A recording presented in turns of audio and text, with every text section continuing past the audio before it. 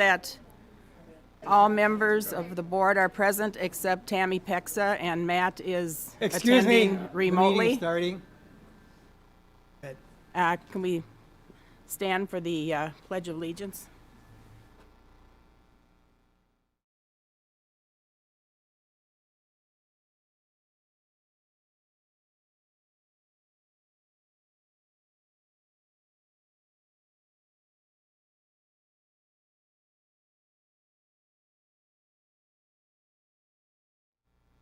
Okay, we have several people for our open forum. The first one is Dan Call.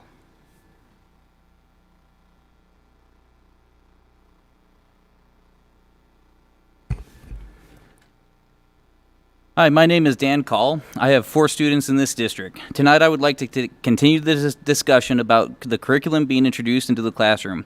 I, along with many other parents, am deeply concerned. I understand the consensus from Mr. Dittburner and the board that our district was not implementing critical race theory in our curriculum. According to the outline presented at the last school board meeting, this course will fail to keep the poison of critical race theory out of our classrooms for the 3 following reasons. 1, it states that it depends on licensed social study teachers having the prerequisite skills of teaching these standards. 2, it depends on feel-good statements that it will be inclusive as all students deserve to see themselves represented in the curriculum and have their identities represented. And 3, that we plan on using the National Conference for the Social Studies to train our licensed teachers for the curriculum. A recent introduction of classroom books into our preschool shows an example of how these types of poorly defined and executed curriculum plans actually happen in practice. When planning to introduce the books, Mary Bartusek already knew some people would have issues with the subject matter. She told the teachers, if you are not comfortable with a book in your classroom library, you can return it to me. Unfortunately, as Mrs. Bartusek and Mrs. Baylor discussed how to offer the books, they never considered the students and their families' comfort with the curriculum. Think about that. The message in the classroom was going to be based on what the teacher was comfortable with and not what we as parents want for our kids.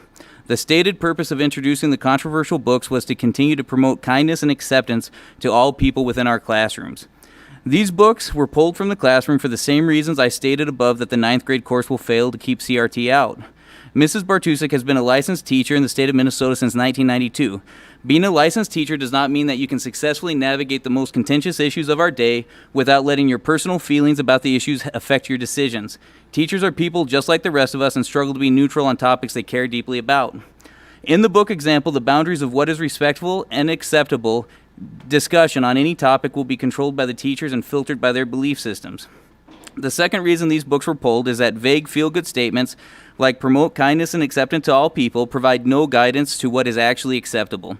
The preschool books made my family feel less welcome in the school. I think we fall under the definition of all. Most choices are not binary, and the proper choice is influenced heavily by the moral perspective of the individual making it. Most people claim that they are not teaching critical race theory simply because they call it something else. We are planning on the National Conference for the Social Studies to train our teachers how not to teach critical race theory.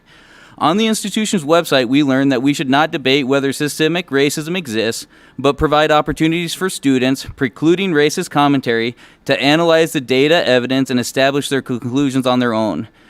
And establish this conclusion on their own. Notice the level of confidence in the desired conclusion students will reach from the evidence being provided. As parents, we are asked to trust the teachers and district on the new curriculum when we all have examples of inappropriate classroom instruction with bias that has already violated our trust. I think the board and administration must take concrete steps to prevent these cultural fights from entering our classroom. I would propose 4 steps. 1, define what critical race theory means to us in the new Prague area schools. 2, once defined, prohibit the classroom instruction of critical race theory and its principles. And 3, discontinue funding continuing education with district money on training that promotes critical race theory and its principles. And 4, leave political issues out of our classrooms. Focus on reading, math, science, history, and vocational skills. By taking these basic steps on critical race theory, we can make our district more closely match and practice what we say we are teaching. Remember, actions speak louder than words, and I appreciate your time, and I look forward to observing action on these items in the meetings to come. Thank you. Thank you. The next speaker will be Wendy Mathowitz.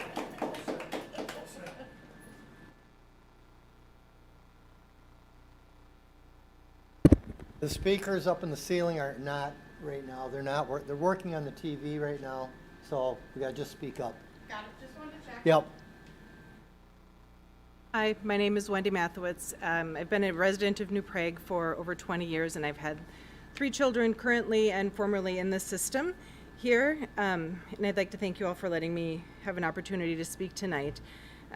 My experience in the New Prague system has been overwhelmingly positive. I have appreciated the openness and the candor of people that I have spoken with regarding how curriculum comes to be and what we're teaching our students.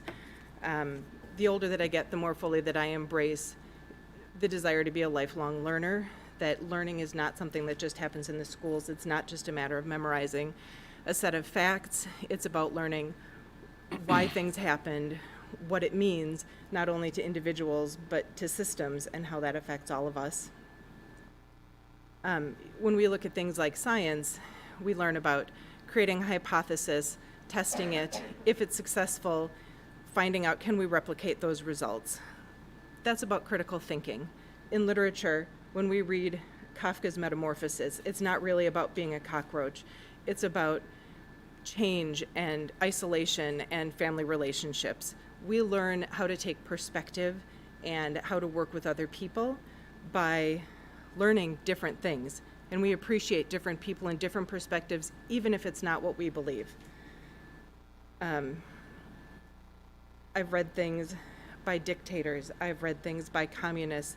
I'm none of those things, but it's enhanced my ability to interact with other people and to understand where they're coming from. In some ways, in fact, it's reinforced what I believe all the more because I can understand where other people are coming from. Critical thinking is a skill that we need to develop in our students, and I believe that our district is doing that in the courses that it's teaching. I've heard concerns that this freshman course will be indoctrinating our students, and I believe it will be just the opposite. Indoctrination is where we're teaching one direct concept without any opportunity for disagreement. This inquiry-based system allows the students the freedom to find something, to find appropriate sources. It's teaching media literacy. It's encouraging them to be lifelong learners, to find out what they believe, why they believe it, and how it impacts other people and systems around us. And I think learning those skills, collaborating, discussion, and critical thinking will help our children to be better participants in school, at work someday, whether they are employees or entrepreneurs, in whatever field they are in, because by learning, that's where growth happens, that's where change happens, that's where innovation happens. Not wanting to learn, shutting things down, keeping things the same, that's stagnant, and that there's no growth there. That's based in fear. So education says shine a light, learn more, be curious, find your truth. So I'm just here to say I support the system, I support New Prague. I appreciate everything you all have done, and I support you fully in inclusion of our students, in recognizing their voices, in being sure the voices are heard. When I hear stories that some children have monkey noises made at them in the past, that there are many other things happening, this is more than just our comfort. This is about being sure that other people are comfortable as well, not just me, not just you. It's about everyone feeling comfortable, and we need to embrace that. Thank you for your time. Thank you. Next is it Anna Jean Podratz?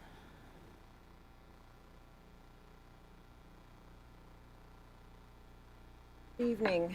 Thanks for allowing us this opportunity to come and see your faces after all this long time, and just have a little bit of the feedback that I can give from my perspective. I have 3 students in the New Prague area schools, one upcoming sophomore, one coming in as a freshman who will be taking this course in the fall, and one coming right behind him. So first point that I would like to refer to is the trust that I have in the school system, in Superintendent Dittberner, in the teachers that we have experienced so far coming up through elementary and middle school and now in the high school. I think the trust that we have given you as school board members, you have been elected to these positions for a reason, and the process that I understand that was followed along with any other course that would be changing or added into the curriculum, if I'm understanding that correctly. I think Mr. Dittberner did a little self-effacing, saying that perhaps there wasn't that parent community action group, that maybe we have not yet stepped into those roles to be on that committee to provide that along the way, and so that's on parents. We'll take a little bit of that off of you, Mr. Dittberner. And that we do have this process of seeing how this curriculum comes about from the state of Minnesota and the way the Department of Education provides for these things to change and grow and be implemented as the world changes and as we want our children to change and grow. So I trust that process. The second part of my trust is in my own children and allowing them to experience their school, their education, what they're hearing, what they're learning, not just in the classroom, but in the hallways, in the bathrooms, on the school buses, on the playing field. And there is so much going on that is quite damaging to children in all of those arenas. And I trust my kids to go to the right people to ask the questions that they have, to come home to me and their father and ask the questions that they have, so that we can help them in that learning process. So whether this course change is going to be difficult for some to embrace or understand, whether it's going to bring up critical thinking, not necessarily have I heard anything about critical race theory being taught or implemented in the classroom. I've seen that nowhere. I've heard that nowhere in the presentations that Nicole Adams has given, anything that I've heard from the previous school board meetings that you guys have had, which I haven't been able to attend, but I've looked into those. I feel like there's a fear of that unknown, and critical thinking is not the same as a particular theory. And I need to allow the trust in my teachers, my children, and myself and my husband to allow that kind of critical thinking. The feedback loop that I think Mr. Dittberner referred to at the last meeting, if we have issues, we will voice them as they come along. And I think many of the administration in this district know that I will voice concerns if I have them. And so I want you to know that we have that trust. I'm looking forward to my children's experience in this process of understanding civics, critical thinking, and all of those areas of academic learning that I want them to have by the time they leave here and go out to do whatever it is they're going to do next. And so I really feel like I have to hold on to that trust. I have to be a part of this process, and I want to thank you all for allowing me to do that. Thank you. Thank you. Could I have a motion to approve the agenda? So move. For a second? Second. All those in favor? Aye. Opposed? Could I have a motion to approve the consent agenda? So moved. Second. All those in favor? Aye. Opposed? Motion carried. Now we have the board committee reports. I think we only have one report tonight for Southwest Metro Intermediate District. The other committees did not meet. Yes, we had one special meeting that we had about a week ago for Southwest Metro. And the purpose of that meeting was to pass a resolution, or first study a resolution, discuss it, and then pass a resolution approving a lease purchase agreement with respect to the acquisition and installation of various energy conservation measures at district sites and facilities, and authorizing other actions in connection therewith.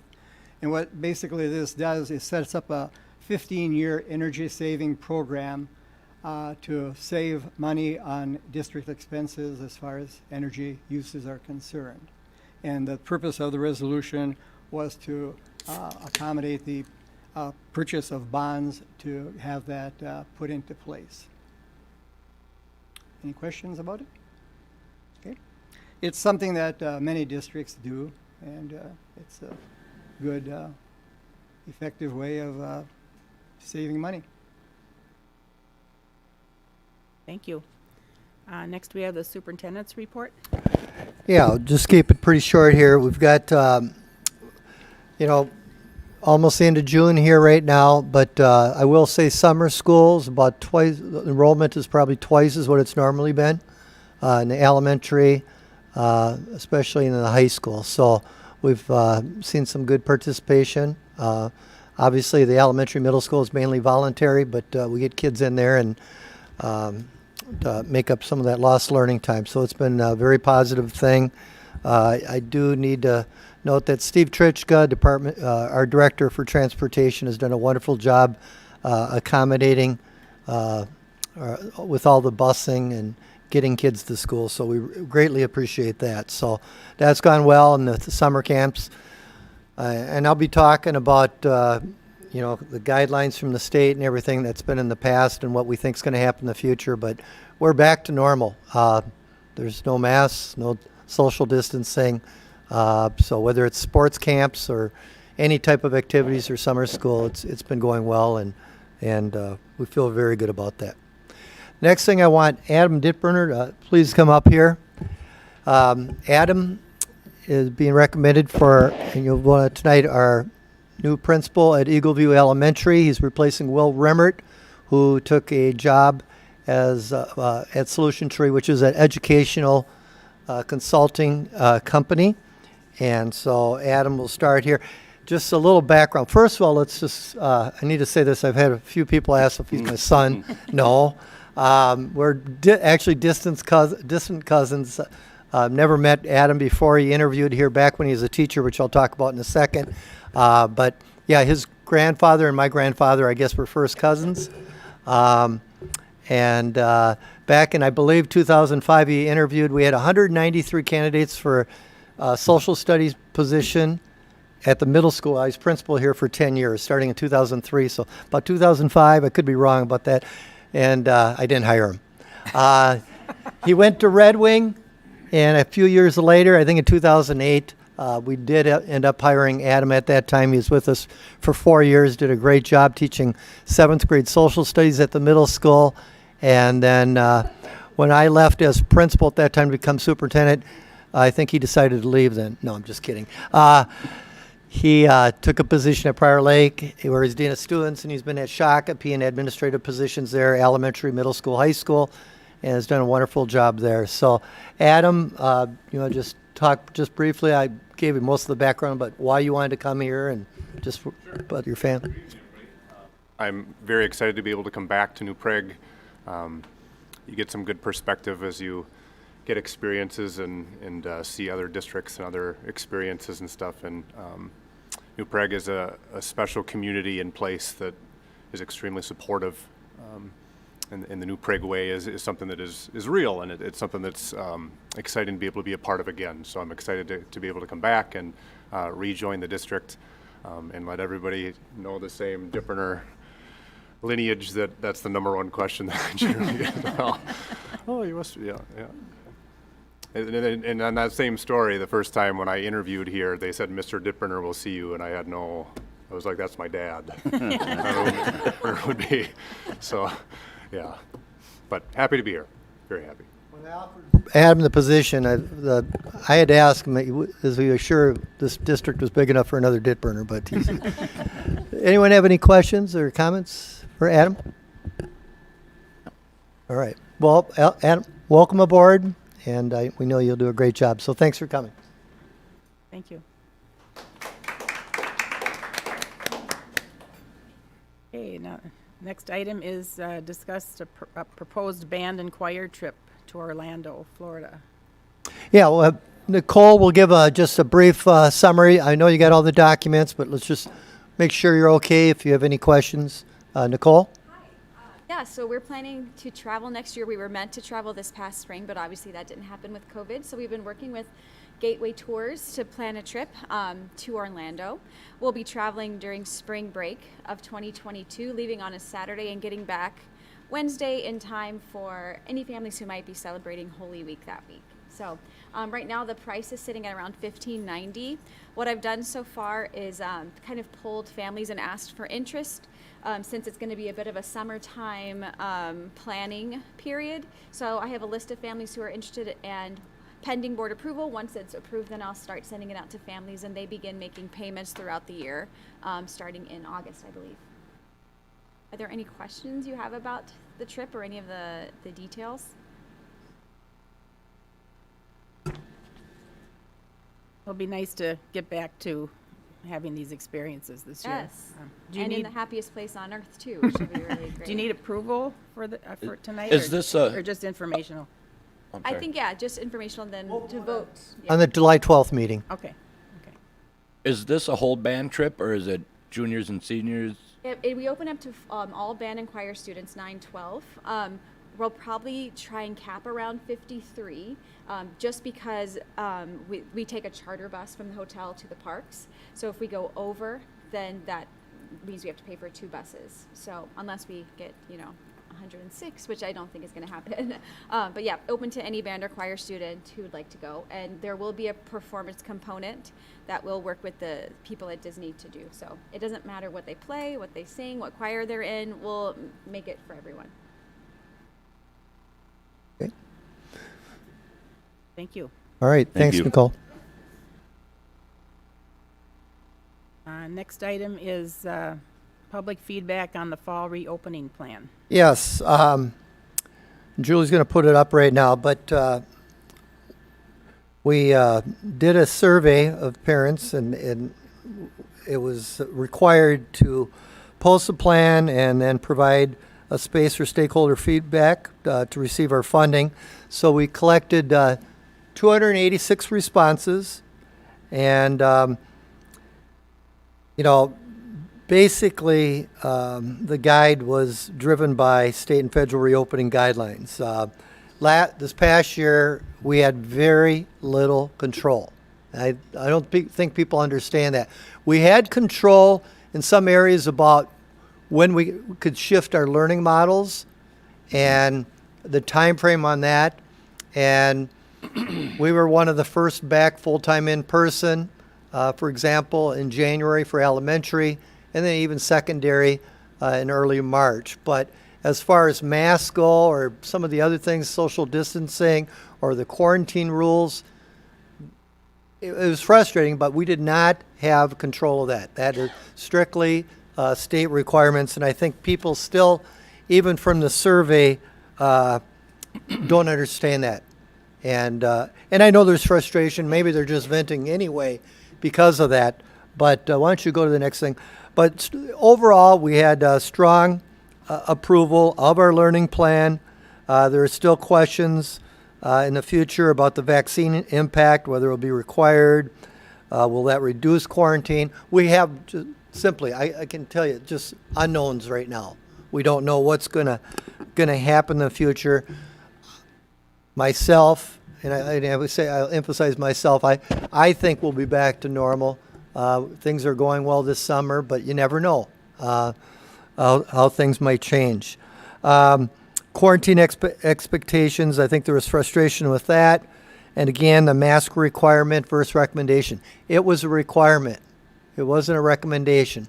It could be a recommendation this fall or encouragement maybe. I can just tell you in summer school and the camps, kids are not, very few have masks on right now. And then also with remote learning options, being full-time and as needed due to illness. But I think another point that summarized, stakeholders are pretty optimistic, and just like I am, to getting back lunch in the lunchroom was talked about like that, about mixing of cohorts, getting back to a daily school experience, getting volunteers back, and not dealing with social distancing. So overall, pretty optimistic about that, but this is feedback that, again, we needed to get our federal funding, and we had, like I said, 286 responses, so I think overall it was good. It's still that I think there's still people that think that we have some control over some of the things here, and we want to provide a safe environment. just like everyone else does. So there's guidelines that we need to follow, and we do have some this past year. We had some wiggle room to decide, but that was mainly with our learning model, when to go to all that stuff. And a lot of it was dependent on how we felt safe, and then the vaccinations were a big factor. When we finally got that going, that really helped us, especially at the secondary level. Any questions or comments? Was that something that was sent out, or was that an online? It was sent out to families, yep. Okay, how many were sent out? Oh, boy. With the number of families, it would be about, I'm going to guess, families in our school would probably be about 1,500 to 1,700, about 1,500, I'm going to say. We have 4,000 students. I don't know, did you get that? I don't remember that. Yeah, I'd say about 1,500. Okay, So, then 300 returned. yep. Anything else? Okay. All right, thank you. Next item is approval of the literacy plan for 2021 to 2022. And that we can act on. It's Oh. same literacy plan that we need to get approved every year by the state. Can I have a motion to approve? So move. Second? Second. All those in favor? Aye. Opposed? Motion carried, 6-0. The next item is a second reading and approval of the 2021-2022 budget.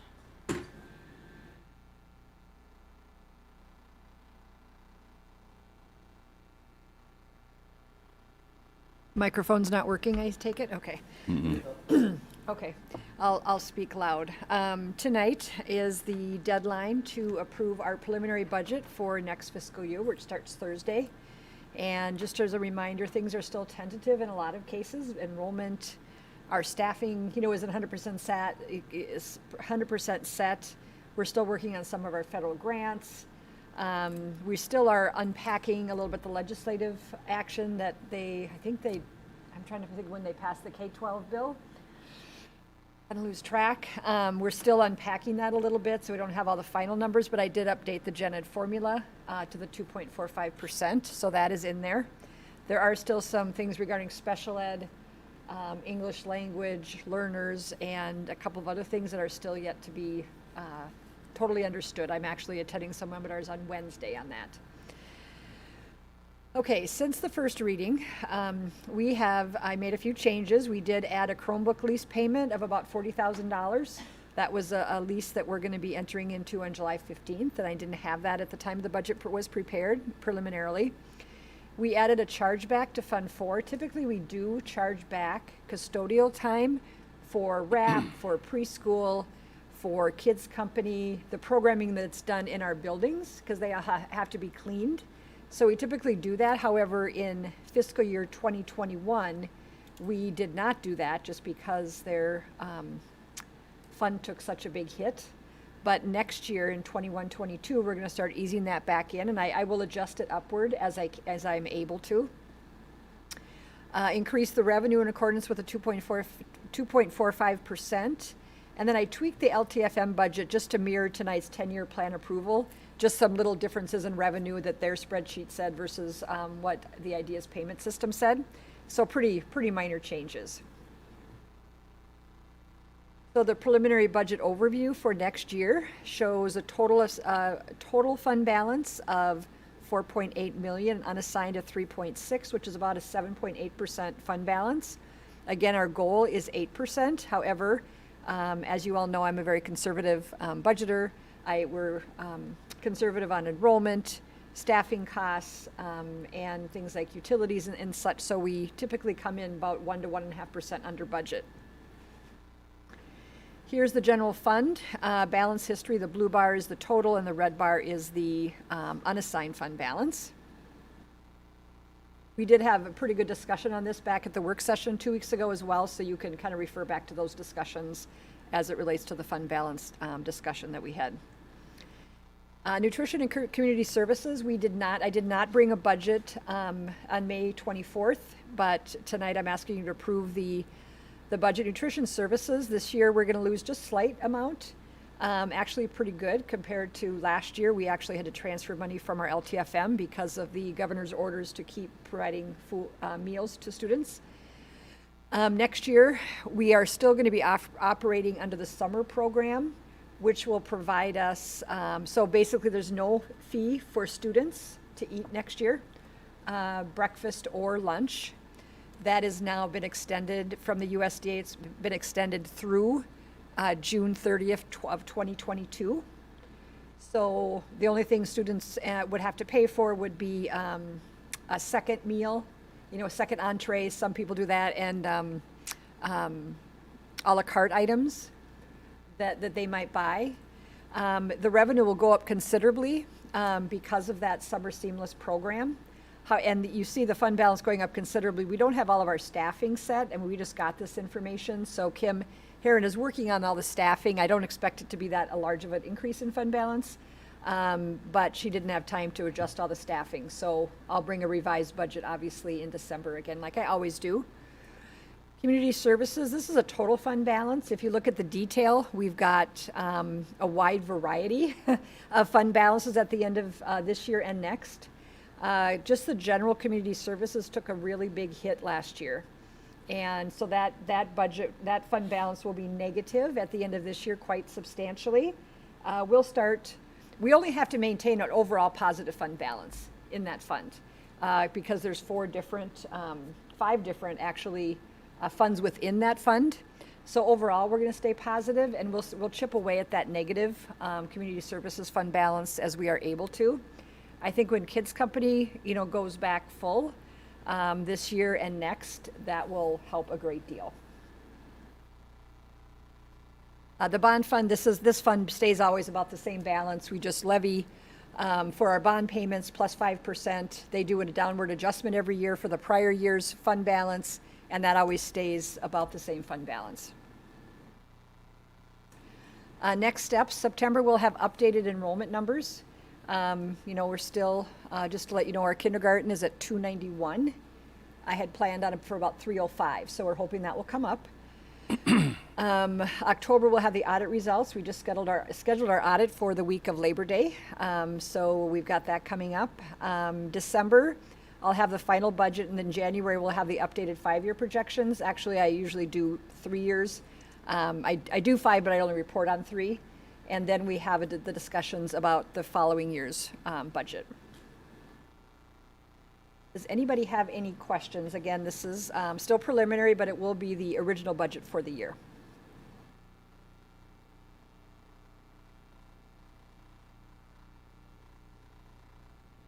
Any questions?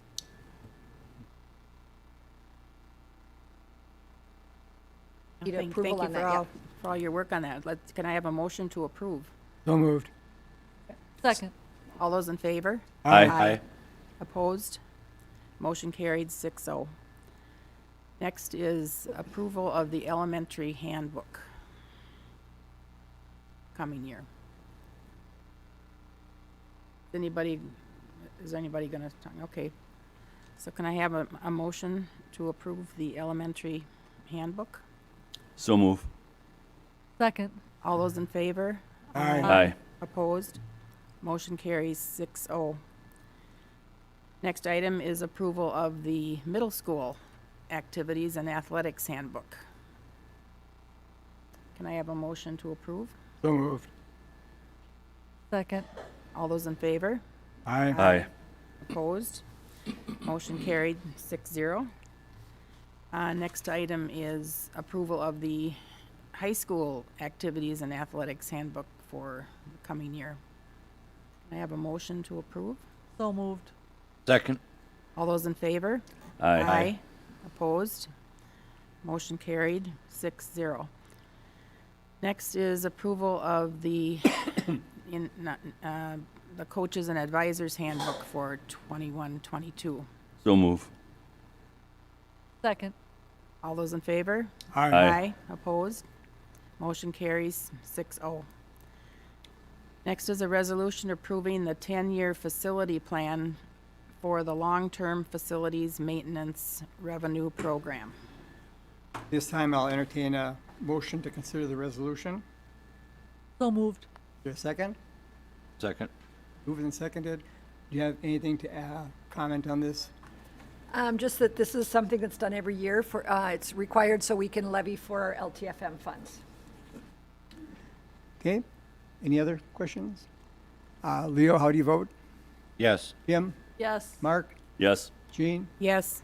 Matt? Yes. Dennis, yes, item passes. Next item is a resolution for membership in the Minnesota State High School League.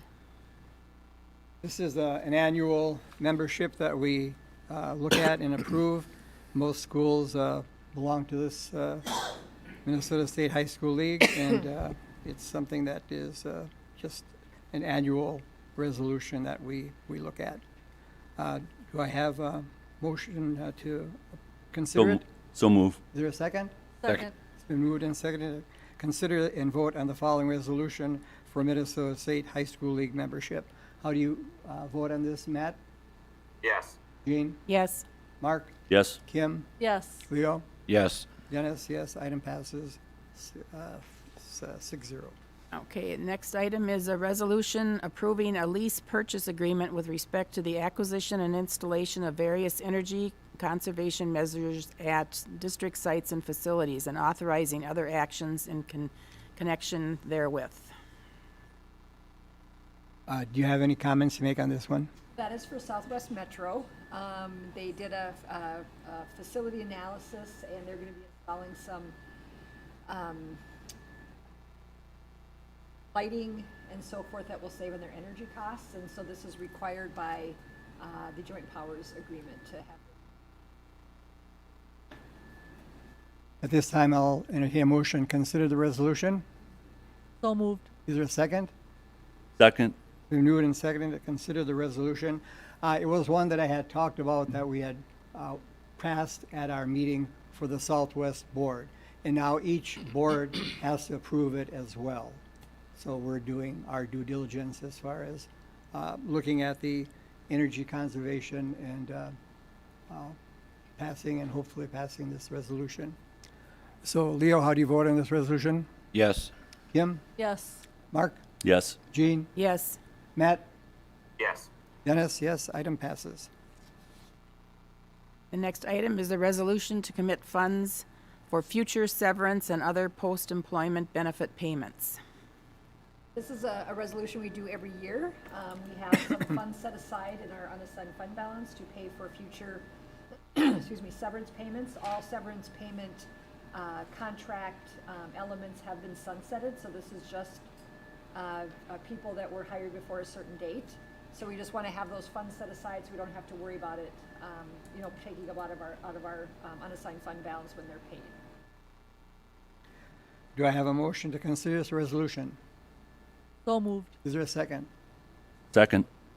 It's been moved and seconded to consider the resolution to commit funds for future severance and other post-employment benefit payments. Whereas GASB 54 reporting guidelines allow a board by resolution to commit unassigned general fund balance to account for future severance and other post-employment benefit liability. How do you vote on this, Leo? Yes. Kim? Yes. Mark? Yes. Jean? Yes. Matt? Yes. Dennis, yes. Item passes 6-0.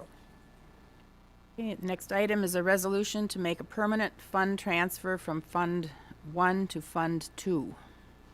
This is something, again, we do every year. Even every year we have some unpaid meal accounts. And after a period of contacting them and so forth, if they haven't been paid after a certain period of time, we do turn them over to a collections agency. A kid's glove, it's not like a break your leg kind of a collection agency, but it is a collection agency.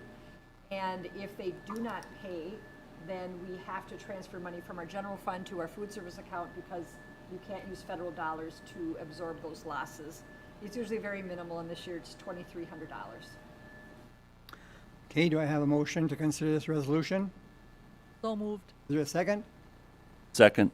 It's been moved and seconded to consider the resolution of transferring funds from 01 to 02. Are there any questions about it? If not, how do you vote on this, Leo? Yes. Kim? Yes. Mark, Yes. Jean, Yes. Matt, Yes. Dennis, yes. Item passes 6-0. Okay, and our last item is a resolution to make a permanent fund transfer from Fund 1 to Fund 4. And this is something we do every year. The aid that we receive for early childhood screening is not sufficient to cover expenses, a very typical issue that districts have. So we commit $15,000 every year to cover those losses. It's an allowable expenditure in the general fund because it is child find duties as well, because they're able to find children that might need of special services. So just ask that you approve that again this year. Do I have a motion to consider the resolution? So moved. Is there a second? Second. Yes, we have moved and seconded to consider the resolution to make the permanent transfer. Are there any questions? Not? How do you vote on it, Matt? Yes. Jean? Yes. Mark? Yes. Kim? Yes. Leo? Yes. Dennis, yes. Item passes 6-0. Can I have a motion to adjourn? So moved. Second. All those in favor? Aye. Opposed?